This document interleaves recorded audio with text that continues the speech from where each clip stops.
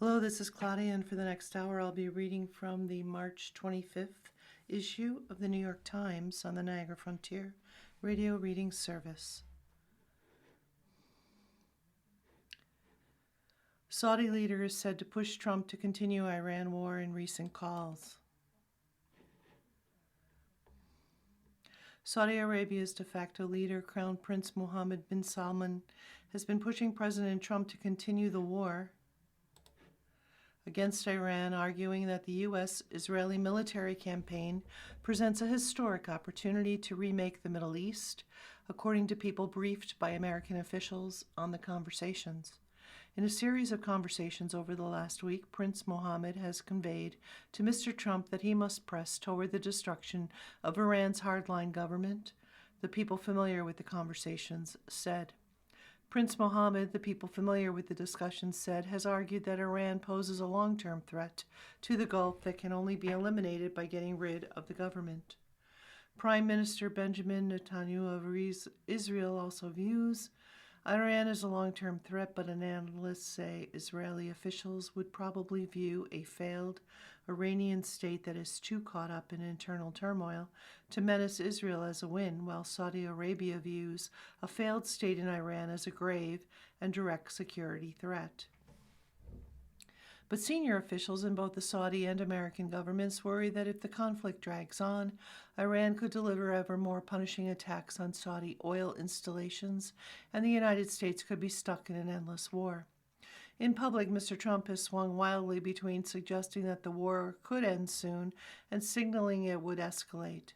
On Monday, the president posted on social media that his administration and Iran had held productive conversations regarding a complete and total resolution of our hostilities, though Iran disputed the fact that the negotiations were underway. The consequences of the war for Saudi Arabia's economy and national security are enormous. Iranian drone and missile attacks launched in response to the American-Israeli assault on Iran have already created huge disruptions in the oil market. Saudi officials reject the idea that Prince Mohammed has pushed to prolong the war. The Kingdom of Saudi Arabia has always supported a peaceful resolution to this conflict. Even before it began, the Saudi government said in a statement, noting that officials remain in close contact with the Trump administration and our commitment remains unchanged.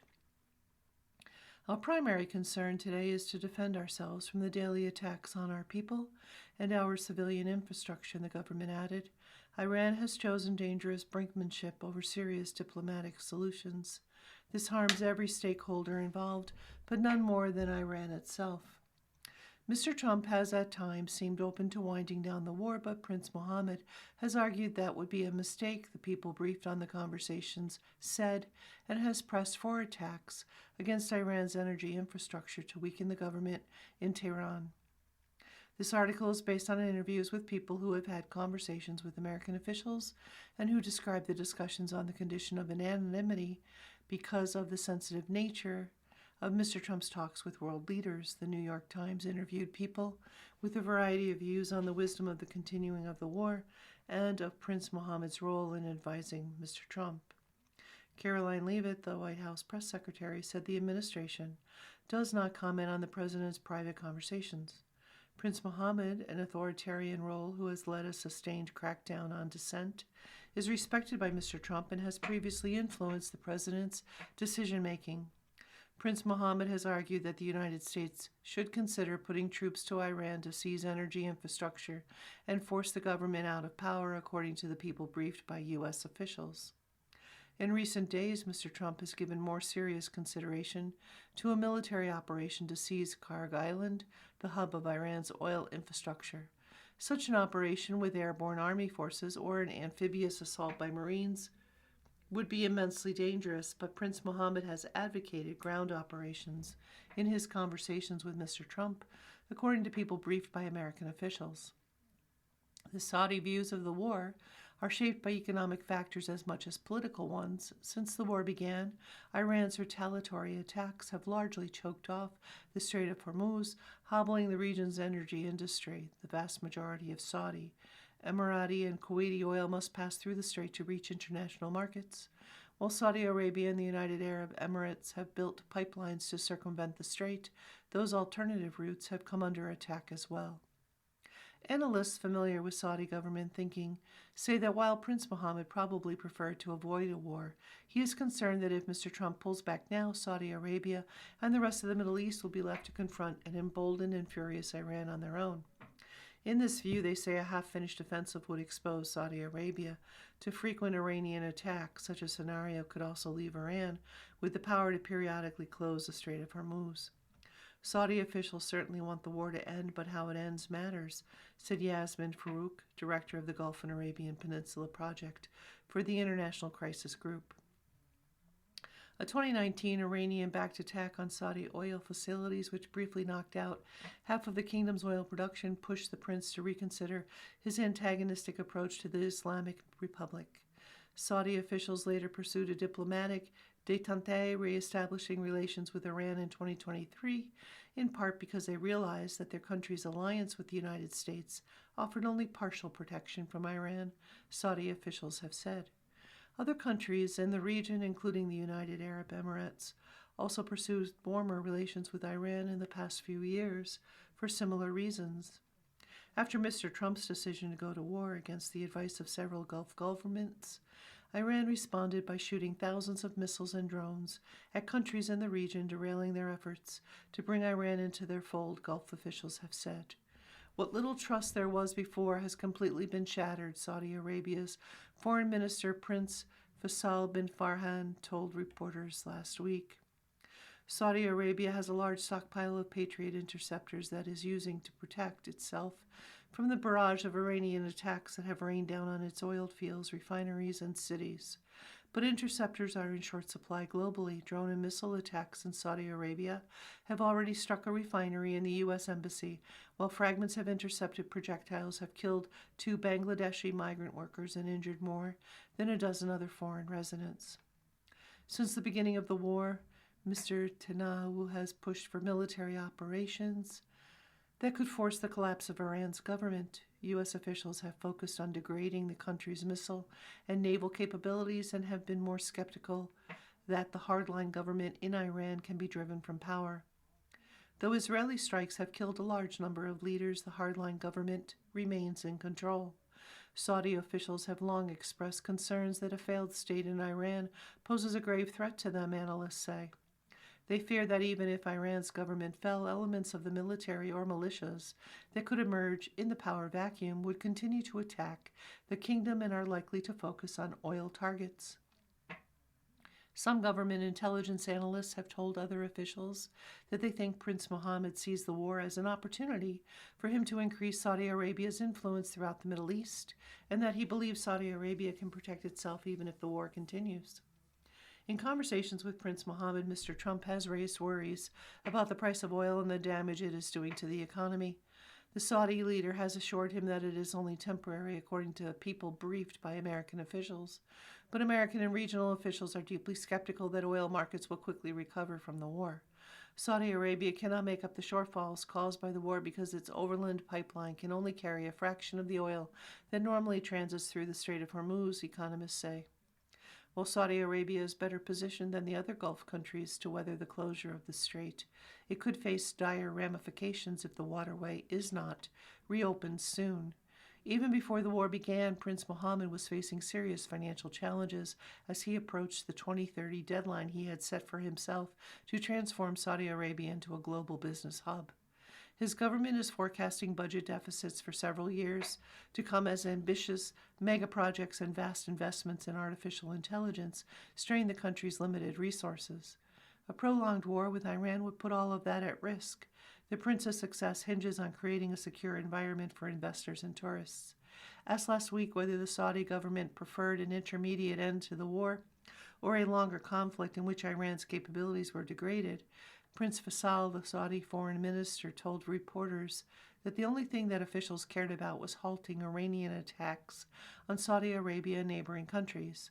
We're going to use every lever we have, political, economic, diplomatic, and elsewise, to get these attacks to stop, Prince Faisal said. NATO's Trump whisper faces blowback over support for Iran war.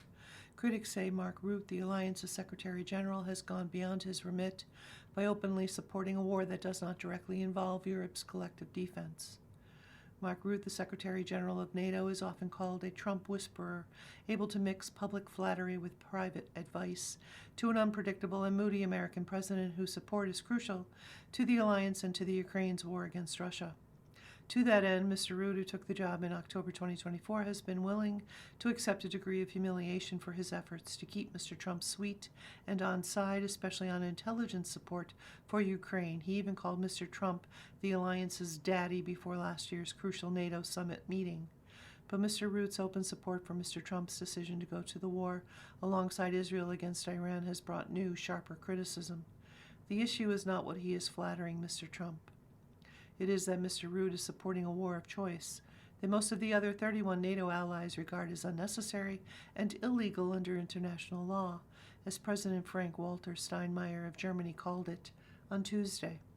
By supporting the war, which does not involve NATO or collective defense, the critics say, Mr. Rutte has gone beyond his remit as Secretary General of the whole alliance to become a cheerleader for an unpopular president and an unpopular war. On Sunday on CBS's Face the Nation, Mr. Rutte said of Mr. Trump and the war against Iran, he's doing this to make the whole world safe. Iran's nuclear and ballistic missile programs are also a danger to Europe.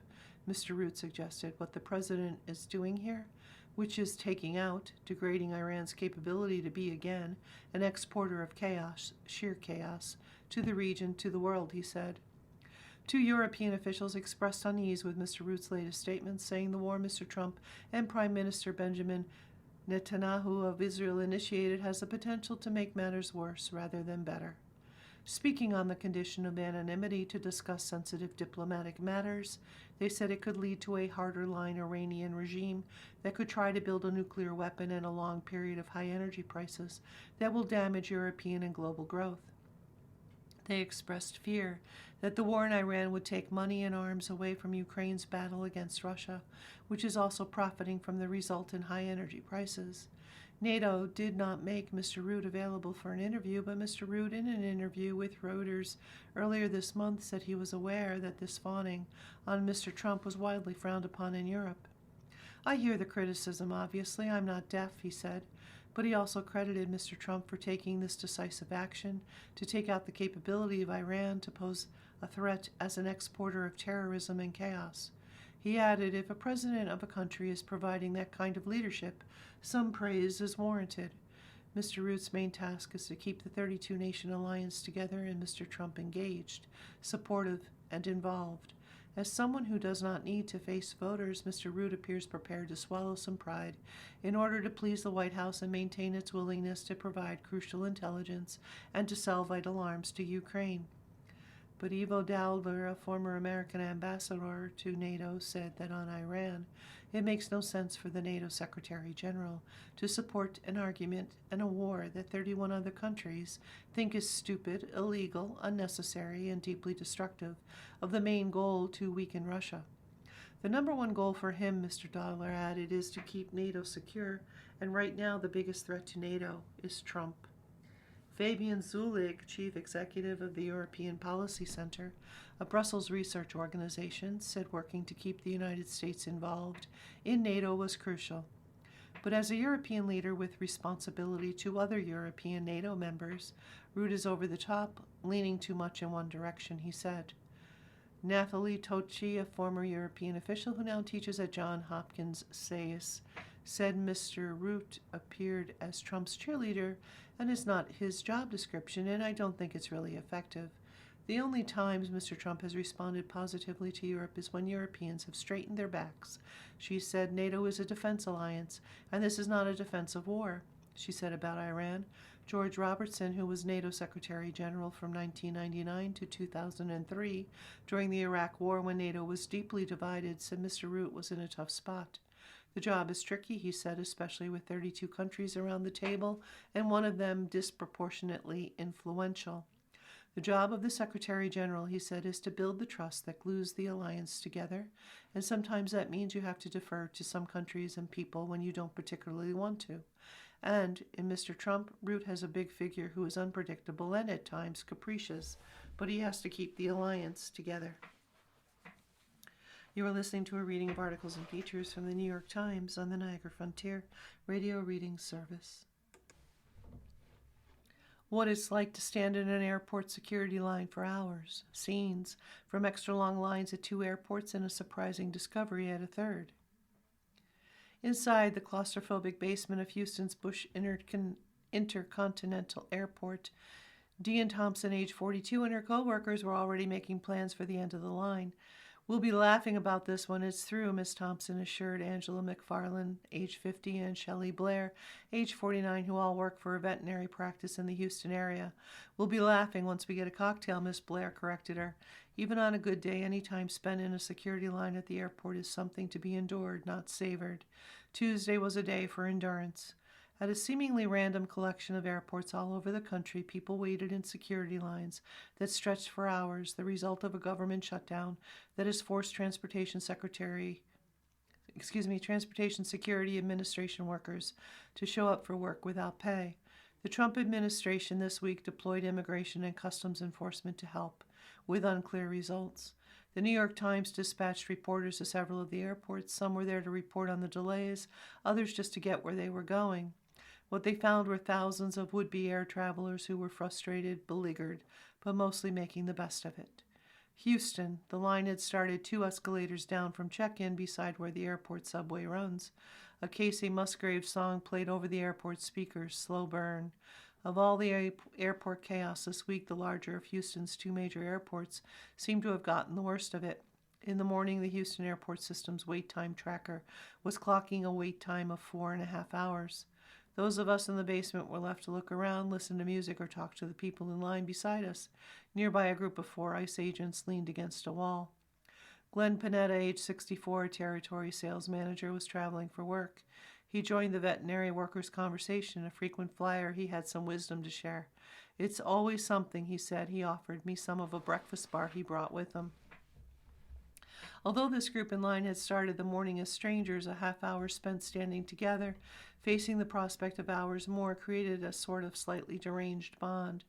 "If you want to hear a real bad story, ask that guy," said Miss Thompson, pointing to a man standing ahead of them. That guy was Havemir Valgan, age 66, a Norwegian retired offshore technician. He, too, had experience with this sort of thing, though it was somewhat more recent. He'd been here yesterday, trying and failing to get back to Europe. "I was waiting in line for 3 hours here when my plane to Frankfurt took off." He gave up and decided to try again on Tuesday. "Except this time I got here earlier," he said. Later he texted me a picture of a basket of chips and salsa and said he made it to his gate. After a 3.5-hour wait with 30 minutes to spare, relaxing with a beer and some nacho chips, he wrote, "Life is good." Atlanta. I had never packed a snack for the airport security line, but in my kitchen around 5 a.m. on Tuesday I grabbed a banana and raided my family's goldfish supply. I had heard about hours of waiting, flaring tempers, growling stomachs, and aching feet at Hartsfield-Jackson Atlanta International Airport, among the world's busiest. But I had meetings in Washington, so I joined the pre-check line curbside at 6:03 a.m. At first, people stood silently. Some snapped pictures, then people started to talk. "When is your flight? How early did you wake up? Someone yesterday said it took how long? Oh dear, there's a television camera. Where's ICE?" After 16 minutes, a single-file line inched inside, past the check-in counters, and snaked among the baggage carousels. For the most part, people were cheerful, but in a long and sluggish line, with neither its beginning nor end in sight, drama was inevitable. At one point, a man about 40 feet away shouted, "White privilege." Where was white privilege occurring? Who was experiencing it? Were they somehow getting out of this line? We would never know.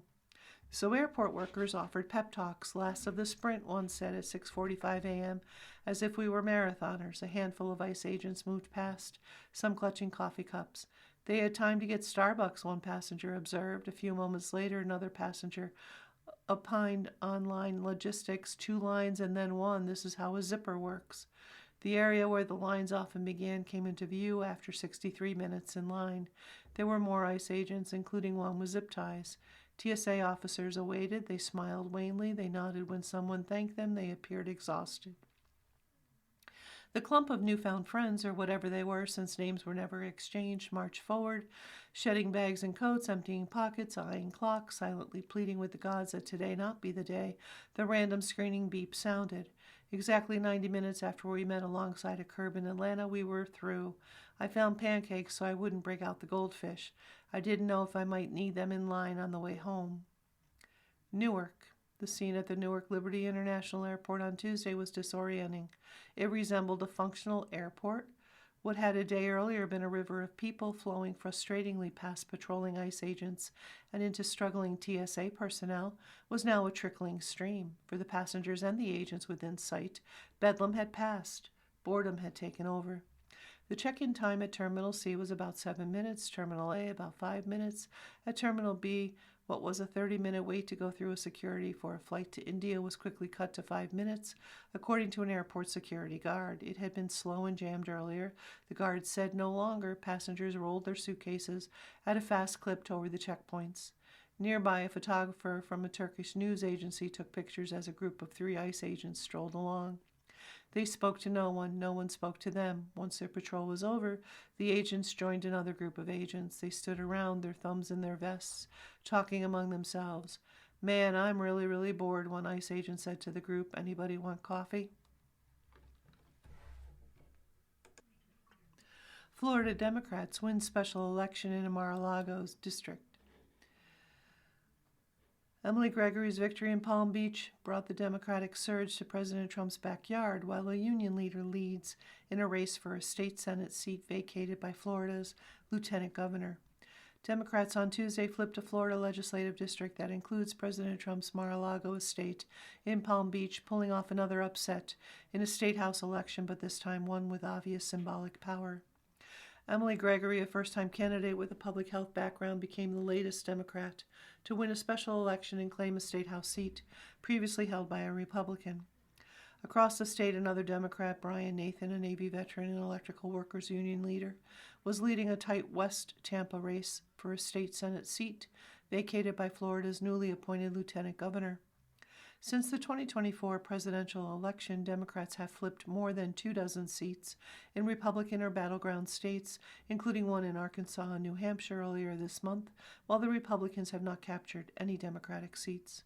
Republican strategists have framed the losses as a natural regression following big gains in 2024 in Washington, D.C. and in state capitals across the country. But Democrats see the results of mounting anger in the electorate over Mr. Trump that could carry through November in the midterm elections. Ms. Gregory's victory brought the trend into Mr. Trump's backyard in a state that has trended heavily Republican since its days as a perennial battleground. Floridians are tired of the chaos, corruption, and sky-high prices on everything from groceries to gas and health care, Nikki Fried, the chairwoman of the Florida Democratic Party, said in a statement. They are voting for trusted leaders like Emily to steady the ship and return common sense, people-centered solutions back to our communities. A Democratic presidential candidate has not yet won Florida's electoral votes since 2012, but this year Florida has not been immune from the Democratic surge. Boca Raton, about 30 miles down the Atlantic coast from Palm Beach, elected its first Democratic mayor in 45 years earlier this month. That margin was narrow, but Miami voters in December overwhelmingly elected their first Democratic mayor in 30 years. Palm Beach County, where Ms. Gregory scored her victory, used to be a Democratic stronghold, but Republicans have made major inroads in recent federal and local elections. The seat that Ms. Gregory won, District 87 along coastal Palm Beach County, had been held by State Representative Mike Caruso, a Republican who won 19 percentage points in 2024. Mr. Caruso resigned in August after being appointed by Governor Ron DeSantis as county clerk, prompting Tuesday's special election. Mr. Trump voted by mail in the race earlier this month, despite his ongoing national efforts to end vote by mail. Ms. Gregory, age 40, centered her campaign on the Democrats' favorite word in the 2026 affordability and zeroed in on housing and health care. She also highlighted her background as a mother of 3, military spouse, and small business owner. Her opponent, John Maples, age 43, a financial planner and a former council member in Lake Clark Shores, billed himself as a conservative outsider and an America First patriot. Mr. Trump promoted his candidacy a few days ago at a Palm Beach Republican event, as Mr. Maples was facing a formal complaint that he did not live in the district. In West Tampa, Mr. Nathan was trying to overcome a financial disadvantage and a lack of name recognition in his upset bid against former state representative Josie Tomkow, a Republican, to fill a state Senate seat vacated when Jay Collins, a Republican, was appointed lieutenant governor. Republicans did win a special election Tuesday for a House seat to replace Ms. Tomkow, however, as Hillary Hawley easily defeated Edwin Perez, a Democrat, to represent a district between Tampa and Orlando. Beyond the symbolism, Ms. Gregory's victory is not going to change the balance of power in a state legislature where Republicans hold a supermajority. Still, her term, which runs through the end of the year, promises to be eventful. Legislators still need to pass a budget. Before the July 1st deadline, Mr. DeSantis has also called for a special session in April to redraw Florida's congressional map in time for the 2026 midterms. Ms. Gregory is expected to run again in the November general election for a full 2-year term. A rematch against Mr. Maples is possible. You're listening to a reading of articles and features from the New York Times on the Niagara Frontier Radio Reading Service.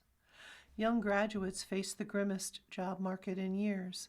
Artificial intelligence could reshape work, but for now, a low hire, low fire labor market is the main impediment for young people seeking employment. In January, an administrator from the Career Center at the University of Delaware posed a question on a private message board for educators. Has anyone else noticed a decrease in employer fair registration for their spring events? Responses came swiftly. We are definitely seeing similar issues. It seems that current environment is not conducive to hiring. The struggle is real. The forum, which included administrators from schools across the country, encapsulated the intense anxiety gripping college students, recent graduates, and virtually everyone else who knows anyone preparing to start a career. They have reason to worry. This is the worst spring for young degree holders since the depths of the pandemic. The unemployment rate for college graduates ages 22 to 27 soared to 5.6%. At the end of last year, according to an analysis from the Federal Reserve Bank of New York, up sharply over the past 3 years and outstripping the overall rate of 4.2% at the time. For those who were employed, more than 40% held jobs that do not typically require college degrees, the highest level since 2020. The appetite for hiring is definitely decreasing, said Ali Gossens, the Assistant Director of Employer Engagement at North Dakota State University. Fewer employers attended the school's spring career fair, she said, and some told her it was because they were being more conservative in their recruiting. It was just reduced hiring numbers, she said. They just weren't hiring quite as many. The diminished prospects for young graduates are colliding with questions over whether artificial intelligence is destroying the kinds of jobs they have long sought. Fueling those concerns have been dire warnings from AI leaders, including Dario Amodei, chief executive at Anthropic, who predicted the technology could obliterate half of entry-level white-collar jobs within 5 years. A report in November from the Stanford Digital Economy Lab found substantial declines in employment for early career workers in fields that were most vulnerable to AI, such as software development.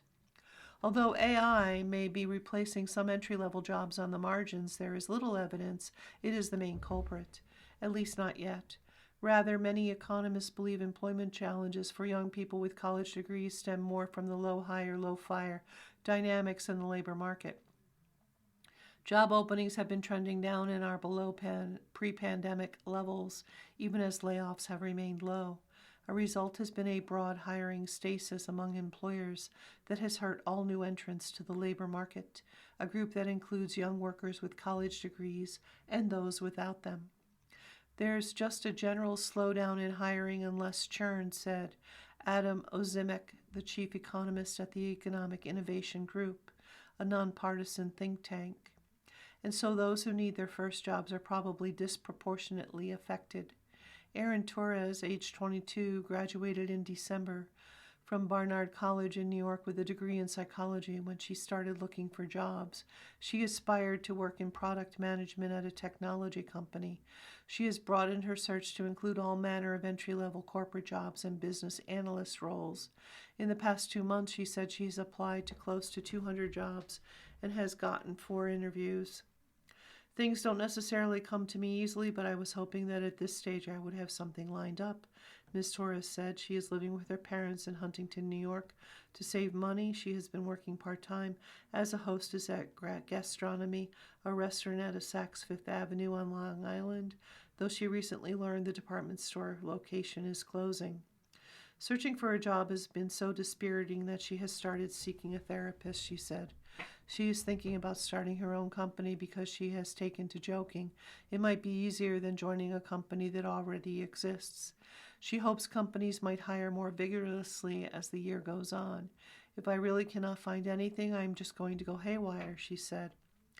Young workers tend to suffer more during economic downturns, in part because companies become less willing to hire inexperienced entry-level employees. During the aftermath of the Great Recession, the unemployment rate for people in the early to mid-20s spiked higher than 16%. The pandemic brought an even bigger surge in joblessness, though young people benefited once the economy reopened and employers raced to fill open positions. Recent graduates generally fare better than people without degrees in periods of weak hiring, and this moment is no different. While the gap has narrowed in recent years, the unemployment rate for recent college graduates remains lower than for all young workers. Young people with college degrees remain more likely to be employed and to have higher paying jobs. As much as people are concerned about the current state for young grads, the encouraging news is we have been here before, said Grace Zwemmer, an economist at Oxford Economics, an advisory firm. Still, the increase in joblessness for recent college graduates against the backdrop of the AI revolution has incited a unique frenzy of speculation on its root cause. It's sort of like a murder mystery of what is responsible for the weakening of the labor market for college graduates, said Luc Pardue, policy director at the Aspen Institute's Economic Strategy Group. A possible contributing factor is that the labor market's cool down in the past few years has been concentrated in industries that generally attract young graduates, including technology, media, accounting, and consulting. More people are also graduating with college degrees, heightening the competition for entry-level white-collar jobs.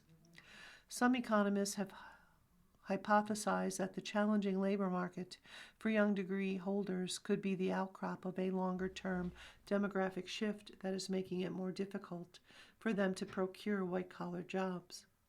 Since the 1970s, the share of older workers in the labor force, particularly in private sector white-collar jobs, has grown as life expectancy has increased and Americans have worked longer, Mr. Pardue said. That has created congestion in the workplace, resulting in less progression for mid and early career employees who would otherwise have moved up the job ladder when more senior workers retired. Without as much movement in their ranks, many businesses found they did not need to replace as many entry-level workers. As the U.S. population has aged, older workers are continuing to hold on to their positions, Mr. Pardue said. That is now showing up in terms of diminished job prospects for younger workers. In limbo are soon-to-be graduates. On campuses nationwide, counselors are advising students to apply liberally to jobs. At Temple University in Philadelphia, the Career Center recently hosted an Ask Me Anything style gathering where students could air their worries about the job market. Washington University in St. Louis held a session for job seekers in late February on the subject of resilience. Talia Reyes, age 22, initially decided not to go to college after graduating from high school with an associate degree. Born and raised in Central Florida, she got her own apartment and took a full-time job at a theme park in Orlando. 2 years later, enticed by the prospect that a higher degree would open doors to more opportunities, she enrolled at Rollins College, a private liberal arts school in Winter Park, Florida. She started studying art history, which felt like a natural extension of her love of art, writing, and research.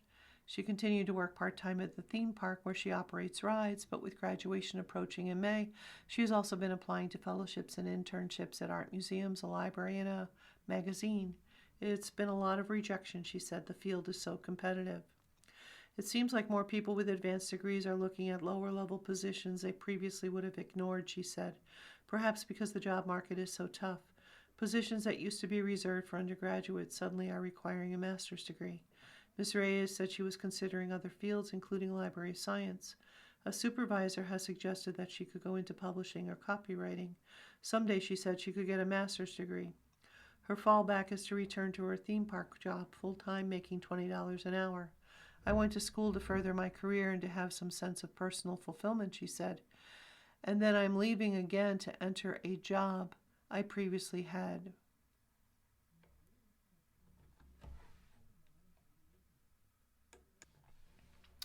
How Epstein helped solve a billionaire's problems with women. The Wall Street titan Leon Black paid Jeffrey Epstein $170 million for what he said was tax and estate work, but his services went beyond that. In October 2017, a yoga instructor emailed Jeffrey Epstein with a delicate question. When might she receive the tens of thousands of dollars she'd been promised by the billionaire Leon Black? She and Mr. Black had been in a sexual relationship, and since at least 2009, hundreds of thousands of dollars had flowed to her from Mr. Black's bank accounts. But in 2017, the setup changed. Now Mr. Epstein would wire the money, in this case $100,000. He said that now he does it through you, the woman wrote to Mr. Epstein in an email that the Justice Department released this year. Mr. Epstein wrote back confirming the arrangement. In the later years of Mr. Epstein's life, after he was incarcerated and registered as a sex offender, no one did more to bankroll his opulent lifestyle than Mr. Black, age 74, a towering figure on Wall Street and a fixture of the global art scene. Mr. Black paid Mr. Epstein's $170 million over 6 years for what Mr. Black had said were tax and estate planning services. The sum dwarfed what elite law or accounting firms would have charged for similar work, baffling both his Wall Street peers and investigators on Capitol Hill. The millions of pages of Epstein-related emails and other documents that the Justice Department released this year offer a potential explanation for the size of the payments. Mr. Epstein essentially served as a fixer whose services went beyond modernizing Mr. Black's finances or reducing his taxes, according to a New York Times review of those records. Mr. Epstein suggested ways to obscure millions of dollars that Mr. Black paid to women as well as to Mr. Epstein himself. He brainstormed about how to avoid taxes on some of the payments. He took credit for diffusing a government audit of a woman to whom Mr. Black had paid millions of dollars. He planned ways to surveil, intimidate, and silence another woman who was threatening to publicly accuse Mr. Black of abuse. He even counseled Mr. Black to separate from his wife after she learned of his infidelity. Mr. Black paid about $20 million to a dozen women, at least some of whom he had had sexual relationships with, according to the recently released files and notes taken by congressional investigators and shared with the Times. Mr. Epstein was involved in figuring out ways to dispense a significant portion of that money. Mr. Epstein summed it up to Mr. Black in a 2017 email. Mr. Epstein's job, as he saw it, was partly about saving you from yourself. In a statement, Mr. Black's lawyers, Courtney Forrest and Susan Estrick, said the Justice Department documents make clear that Mr. Epstein embellished, exaggerated, and lied about Mr. Black. They said Mr. Black was not aware of Mr. Epstein's sex trafficking or that he paid any women on Mr. Black's behalf. The recently released documents, which include some of Mr. Black's financial records, have intensified congressional scrutiny of his relationship with Mr. Epstein and whether it crossed ethical or legal boundaries. The House Oversight Committee recently asked Mr. Black to sit for an interview. Senator Ron Wyden, an Oregon Democrat who has been investigating Mr. Black's financial ties to Mr. Epstein for years, accused him in a letter last week of seemingly using Mr. Epstein to hide payments to women. He also questioned whether Mr. Black had complied with tax laws. In an interview, Mr. Wyden said that he never believed that Mr. Black paid Mr. Epstein $170 million solely for estate and tax advice. I think this all comes down to hush money, he said, as well as Mr. Epstein doing the kinds of things that would keep Black ahead of the law. Ms. Estrick said that Mr. Wyden's claims were outrageous and false and were meant to serve his own selfish political interests. She accused him of leaking Mr. Black's confidential financial information and of trying to distract from the fact that Mr. Wyden's son, a hedge fund manager, sought an investment from Mr. Epstein in 2016. Mr. Wyden said his son's presence in the Epstein documents would not change the course of his investigation. Happy days. Mr. Epstein and Mr. Black first met in the mid-1990s, not long after Mr. Black co-founded the private equity firm Apollo Global Management. The two had become friends. Mr. Black and his wife Deborah named Mr. Epstein to the board of their family foundation, and in 2003, Mr. Black was among the contributors to a book celebrating Mr. Epstein's 50th birthday, signing his entry, Love and Kisses. 6 days later, when Mr. Epstein was released from jail after serving time for soliciting prostitution from a minor, Mr. Black was eager to celebrate. An assistant informed Mr. Epstein that Mr. Black wanted to sing him Happy Days Are Here Again. If I have to listen, I'd rather be in jail, Mr. Epstein replied. On several occasions, Mr. Epstein introduced Mr. Black to women, according to emails and investigative records released by the Justice Department, as well as interviews with lawyers involved in Epstein cases. At least 3 of the women later accused Mr. Black of rape or sexual assault, allegations that he has denied. Mr. Black has never abused, assaulted, or raped any girl or woman, and the idea of doing so is repulsive and reprehensible to him, his lawyers said. The Manhattan District Attorney's Office briefly investigated sexual assault allegations against him. No charges were filed. The U.S. Virgin Islands conducted a civil investigation of Mr. Black's relationships with Mr. Epstein and several women. Mr. Black paid $62 million in a settlement with the territory before it made any public accusations. By 2012, the friendship between the two men had also become a business relationship.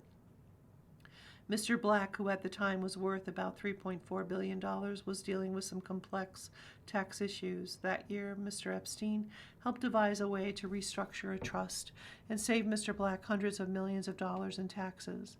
While it is unclear to what degree the idea originated with Mr. Epstein or Mr. Black's other advisors, it cemented Mr. Epstein's value in his eyes. A law firm that Apollo hired to review the Black-Epstein relationship later characterized Mr. Epstein's work on the trust as the most important service that he had provided to Mr. Black. He stepped down from Apollo in 2021. The law firm Deckert concluded that Mr. Epstein's tax and estate planning services had been legitimate and vetted contemporaneously by well-qualified lawyers, but other assignments that were not mentioned had been much more sensitive. For years, Mr. Black had been paying women, some of them hundreds of thousands of dollars annually, according to the Justice Department. Epstein's documents, court filings, Mr. Wyden's letter, and 2 of the lawyers involved in Epstein cases. For tax purposes, Mr. Black classified many of the payments as gifts. The recipient of a gift generally does not need to pay taxes on it.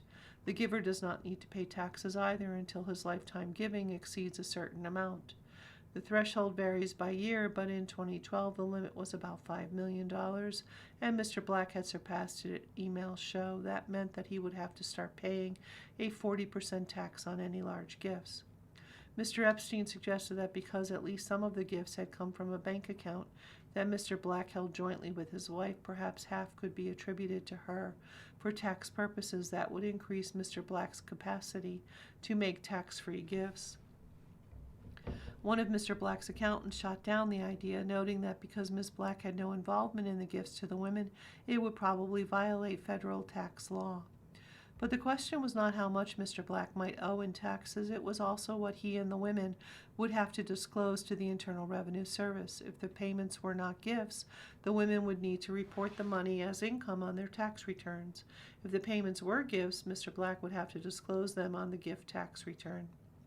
A rule of thumb for the ultra-wealthy is to limit unnecessary paper trails, which create opportunities for misunderstanding, audit risk, and reputational exposure, said Victoria J. Heinemann, a professor at the University of Georgia School of Law who specializes in taxes and estates. In late 2012, Mr. Epstein and Mr. Black's other advisors discussed a strategy. Mr. Black could donate money to a family trust, and the trust could then make additional gifts. Mr. Black would still owe taxes, but payments would no longer come directly from him. Going forward, his payments to at least some women came from several trusts he controlled.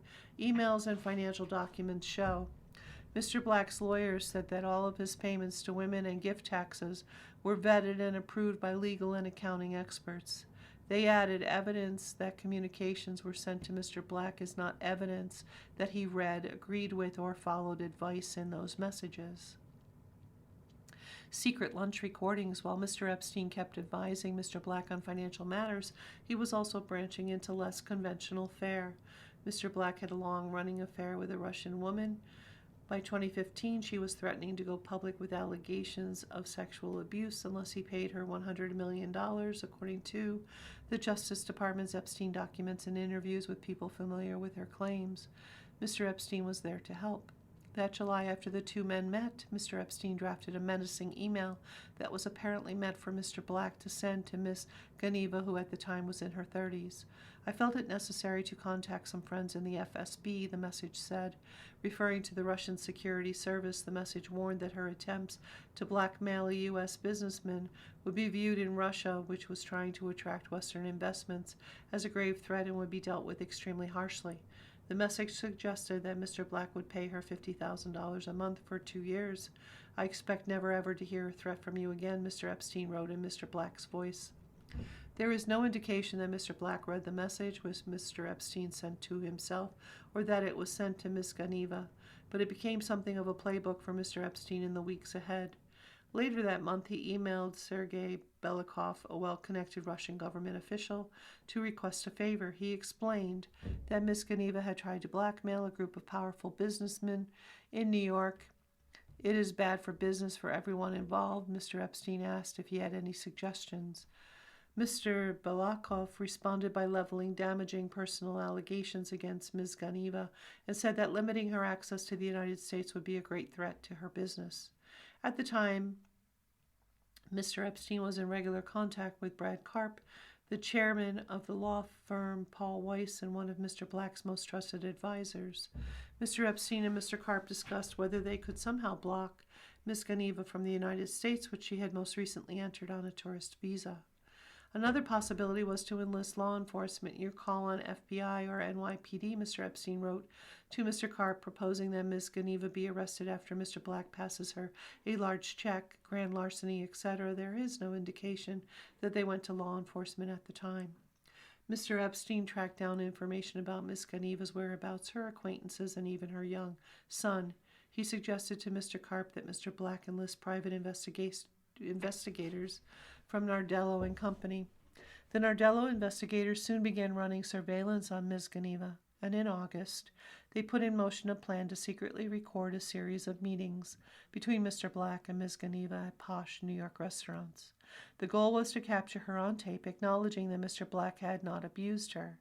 Emails show that Mr. Epstein and Mr. Karp strategized before and after some of those encounters. Over meals at the Four Seasons, La Bernardine, and the Moderne, Mr. Black increased the amount of money he was offering Ms. Geneva while sprinkling in threats about her ending up in jail if she didn't stop threatening him, according to transcripts of the recordings. Mr. Epstein suggested raising the offer to $100,000 a month for years into the future, a proposal that appears to have carried to the day. The final deal, struck in October 2015, called for Mr. Black to pay Ms. Geneva a total of $18 million over the next 15 years. In return, she signed a non-disclosure agreement in which she said that allegations she had made against Mr. Black were not true. Mr. Epstein appeared to be involved in setting up the payments to Ms. Geneva through a generically named trust, emails show. His work on the Geneva matter were not mentioned in the Descartes report. Avoid public disclosure. The same month as the deal with Ms. Geneva, Mr. Black and Mr. Epstein worked out an agreement of their own. It involved a payment of $20 million in fees to Mr. Epstein. The plan appeared to be structured at least in part to avoid taxes. Mr. Black would pay $10 million to Mr. Epstein's primary company, Southern Trust. But the other $10 million would be in the form of a donation to one of Mr. Epstein's charitable organizations, Gratitude America, which until then did not have any funds. Gratitude America soon began dispensing the money in ways that could burnish Mr. Epstein's reputation or strengthen his ties to figures in academia and other fields.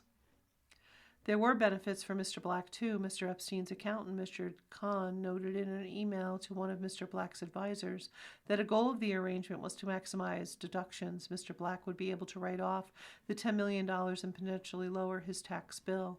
The catch was that the private foundations like Gratitude America have to file public reports disclosing their donors. In an effort to avoid public disclosure of the Leon name, this charitable donation should be paid from your LLC that owns automobiles. Mr. Kahn wrote to Mr. Black's advisor. Ultimately, the money would come from a different entity, PB70 LLC, that had been set up to own Mr. Black's yacht. While the emails between aides to Mr. Epstein and Mr. Black described the donation as part of a fee payment, the Deckert report implied that it was simply an act of charity. Mr. Black felt comfortable making this donation because he understood that Epstein was a strong proponent of scientific innovation. Mr. Wyden, in his letter to Mr. Black, said the emails pointed to possible illegality, intentionally disguising payments for professional services as a charitable contribution to claim a tax deduction would constitute tax fraud, he wrote. Mr. Wyden said in the interview that the Deckert report appeared to whitewash some of Mr. Black's actions. An Apollo spokeswoman said Deckert's review was thorough and independent. An IRS audit. Mr. Black's voluminous gift-giving drew the attention of the IRS. Starting in 2016, the agency began auditing Mr. Black and a woman named Anastasia Ciro, with whom he had been having an affair, according to the Justice Department documents, and two people familiar with the relationship. Mr. Epstein worked with Mr. Black's accountants on audits of the billionaire's taxes, but he appeared to be especially emshed in the audit of Ms. Ciro, a former model from Ukraine. Mr. Epstein had known her since at least 2010, when she was in her early 20s. Representatives for Mr. Black and Ms. Ciro said they did not meet through Epstein. Recently released records show that Mr. Black was paying her millions of dollars. The IRS was focused in part on more than $600,000 that Ms. Ciro had received from one of Mr. Black's trusts. She had not paid taxes on the payments because she considered them gifts. The emails show an IRS auditor wanted to review Mr. Black's gift tax return to see if he too had classified them as gifts. The auditor also sought to interview Ms. Ciro about her relationship with Mr. Black, who had helped set her up as an art dealer, records show. As Mr. Epstein sought to resolve Ms. Ciro's audit, he acted as a liaison between her and Mr. Black's advisors. Mr. Epstein arranged for Mr. Black's accountant to write a letter to the IRS auditor confirming that the payments had been gifts. Mr. Epstein spent months dealing with the Ciro audit, and when it appeared to get resolved, he took credit. A spokesman for Ms. Ciro said Mr. Epstein helped with the audit because he was a tax expert. After the audit was complete, she had nothing more to do with Epstein, he said. The report that Deckert prepared for the Apollo noted that Mr. Epstein had helped deal with a number of IRS audits of Mr. Black. It did not mention his role in the audit of Ms. Ciro. Mr. Epstein's involvement in personal matters was only increasing. After Ms. Black learned of one of her husband's extramarital affairs, Mr. Epstein suggested to Mr. Black that he separate from her so he doesn't have a heart attack. As Mr. Epstein put it in an email to Ms. Karp, the Blacks remain married. Mr. Black's lawyer said he never asked Ms. Epstein for marital advice. One of the other women with whom Mr. Black had a relationship with was the yoga instructor. Mr. Epstein was involved in paying her. The woman, who was originally from Siberia, had known Mr. Epstein since at least 2009. When she was in her late 20s, emails indicate that Mr. Epstein tried to connect her to powerful men, including the then Prince Andrew and a senior J.P. Morgan Chase executive, Jess Staley. Mr. Staley has denied knowing her. A spokesman for Andrew Mountbatten Windsor didn't respond to a request for comment. In 2017, she reached out to Mr. Epstein after receiving $28,000 from him, not the $100,000 that Mr. Black had told her to expect. I just wanted to ask if there was any misunderstanding, she wrote. She added that she previously had been paid directly by Mr. Black and didn't know how the new system would work. After some back and forth, Mr. Epstein confirmed that the full amount was on its way. Next week you will receive, he wrote. Mr. Wyden said in his letter that Mr. Black appeared to use Mr. Epstein as a middleman, raising concerns of potential money laundering. Cocaine rumors, despite or perhaps because of their close relationship, tension had been building between Mr. Epstein and Mr. Black. In 2017, it boiled over. Mr. Epstein had received about $170 million by then, but complained that he was not getting the money or gratitude he deserved. That spring, Mr. Epstein mentioned to Mr. Karp that a rumor was circulating that Mr. Black was using cocaine. Mr. Black soon learned what Mr. Epstein had said. He was furious. In what Mr. Epstein later described as an ugly meeting, Mr. Black accused him of spreading the cocaine rumor because he was dissatisfied with his compensation. He said that Mr. Epstein was out of control. In their statement to the Times, Mr. Black's lawyer said other than experimenting with drugs early in his life, Mr. Black has not used illegal substances in more than 40 years. The men continued to meet and do business over the next several months, but signs of a strain persisted. That summer, Mr. Epstein complained about incurring a steep financial loss while helping Mr. Black save millions of dollars in capital gain taxes on a complicated transaction involving a Giacometti statue and Cezanne painting. Something is wrong, Mr. Epstein wrote in a long, rambling email to Mr. Black in August 2017. I'm not sure what it is, but it is clearly not the normal you. Mr. Epstein lamented that despite everything he had done for Mr. Black, he had failed to even buy me lunch. Mr. Black did not appear to respond to the email. 2 months later, allegations about the movie producer Harvey Weinstein's sexual misconduct were dominating headlines, and Mr. Epstein was viewing Mr. Black's situations with women through that lens. We live in a world where men in power cannot be seen to be taking advantage of young women, 20s, Ms. Epstein wrote in an email to Mr. Karp. He said that some of the ways Mr. Black was handling his affairs with women were fraught with danger and asking for trouble. Mr. Black and Mr. Epstein kept working together for at least another year. In the fall of 2018, Mr. Black asked Mr. Epstein to review his latest tax return. He invited Mr. Epstein to participate in a planned investment.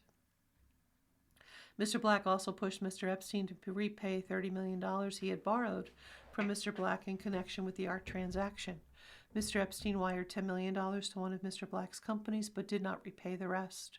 On November 5th of 2018, assistants to Mr. Epstein and Mr. Black emailed about rescheduling a lunch the two men had planned. After that, they do not appear to be records of the men communicating with each other, although Mr. Epstein on occasion received emails in which acquaintances shared gossip about Mr. Black. Later that November, the Miami Herald began publishing a series of articles about Mr. Epstein. In July 2019, Mr. Epstein was arrested and charged with sex trafficking.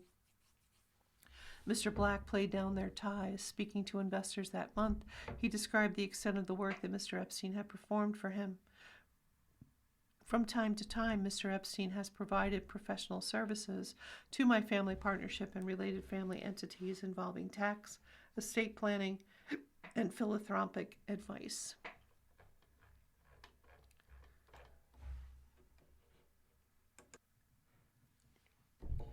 You've been listening to a reading of articles and features from the March 25th issue of the New York Times. Your reader has been Claudia, and I thank you for listening.